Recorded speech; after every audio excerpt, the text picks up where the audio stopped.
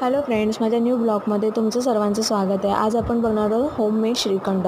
दोन प्रकारचं बघणार आहोत, एक नॉर्मल जे ड्रायफ्रूट्स इलायचीवालं केशरवालं असतं ते, आणि दुसरं म्हणजे मँगोचं। तर इथे मी दही लावलं होतं 1 लिटर दुधाचं। तर इथे मी कपड्यामध्ये, कॉटनच्या कपड्यामध्ये ते मी पोतळी बांधून असं लटकवलं होतं नळाला, जेणेकरून त्याच्यामधलं सगळं पाणी दह्याचं सगळं निघून जाईल आणि एकदम ड्राय होईल असं। तर आता हे आपलं 7-8 तास ठेवलं होतं बांधून असं। तर मी ते सगळं पाणी त्याच्यामधलं सोक झालं। आता ते सोडून बघा तुम्ही किती घट्ट झालं आहे, ते एकदम स्मूथ असं वेगळंच हे झाले।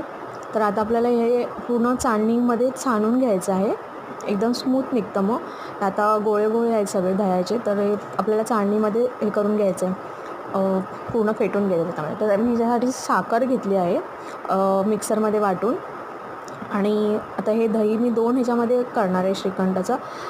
तर ह्याच्यामध्ये अर्ध दही घेतलं आहे मी, 3 पळी घेतले। त्यानंतर ह्याच्यामध्ये 4 छोटे टेबलस्पून मी साखर टाकणार आहे, 4-5 टेबलस्पून थोडं थोडं करून।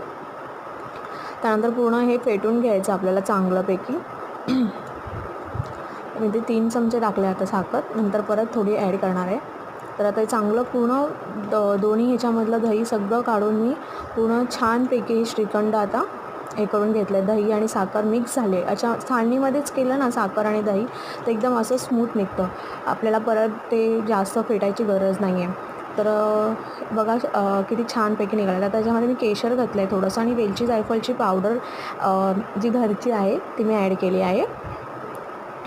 तर आता हे सगळं मिक्स करून घेते मी छानपैकी। बघा तुम्ही एकदम बाहेरच्यासारखं इलायची श्रीखंड, केशर श्रीखंड सारखं दिसते, आणि सेम टेस्ट पण तशीच येते, बाहेरच्या श्रीखंडापेक्षा जास्त चांगली येते टेस्ट, मी तुम्हाला असंच म्हणेन। तर आता हे एकदम परफेक्ट थिकनेस पण आहे, मी फ्रीजमध्ये नंतर ठेवणार आहे त्याला।